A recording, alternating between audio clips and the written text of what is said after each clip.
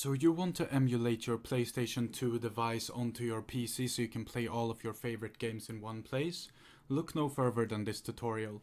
First thing you need to do is head over to pcsx2.net, link will be down below in the description, as well as any other links that you will be needing for today's tutorial.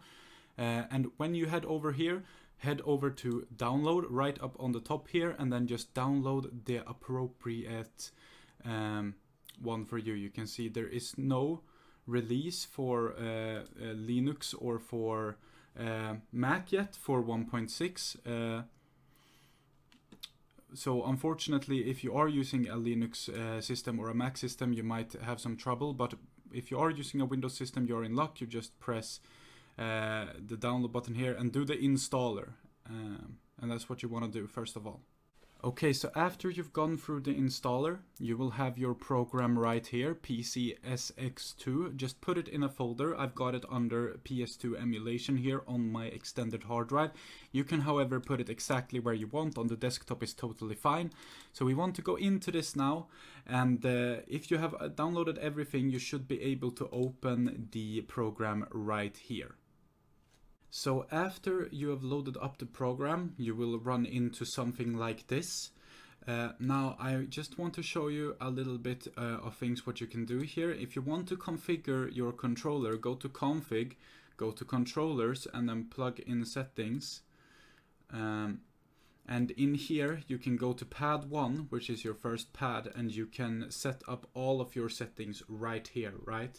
So you can make sure to have that all set up, and this will work with any controller basically that you plug into your PC. So it will work with like an Xbox One controller, with a DualShock 3, DualShock 4. It will work with pretty much anything that you can plug into your computer normally and use for other games. So that's where you set that one up.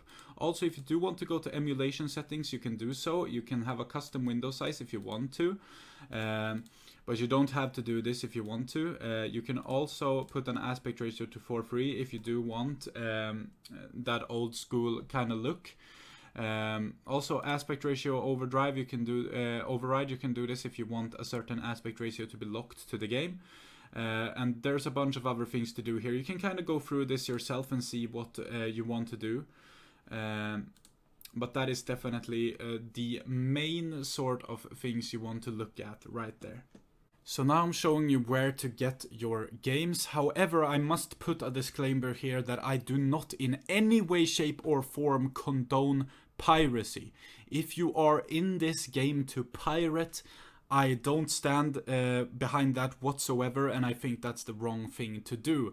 However, I know it can be a hassle to actually get the rip off of your PS2 disc, so I just find this a very easy way to do stuff. But keep in mind, everything you download, make sure you have the original disc, because I do not stand for piracy, and neither should you. So what you want to do is when you head over to vim.net, this will also be in the description down below, you want to head over to the vault, and then you will find different categories. As you can see, I've been doing PlayStation 2 and PlayStation 3 as these are grayed out. So go head over to PlayStation 2.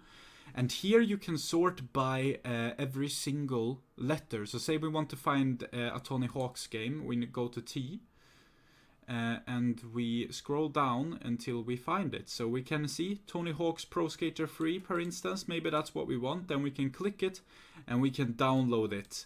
All right. So this will download an ISO file. And once it's downloaded, I'll show you what to do with the file you've downloaded. Alright, so back to PCSX2, and now what you want to do is you want to go to System, and you want to go to boot ISO full, and you want to find where you keep your ISO. So for me it's actually right next to this. So emulation, we can go to PS2 emulation, PS2 games, and this is where I keep my 2 PS2 games that I have in real life, because those are the only ones I do want to do, because I don't feel like doing anything else than what I actually have in real life, because I'm not for piracy. But here you can find your game. So let's say we want to load up Gran Turismo 4. This is an ISO file, the ones I showed you how to download before. So we just open this up, and it will boot up the game.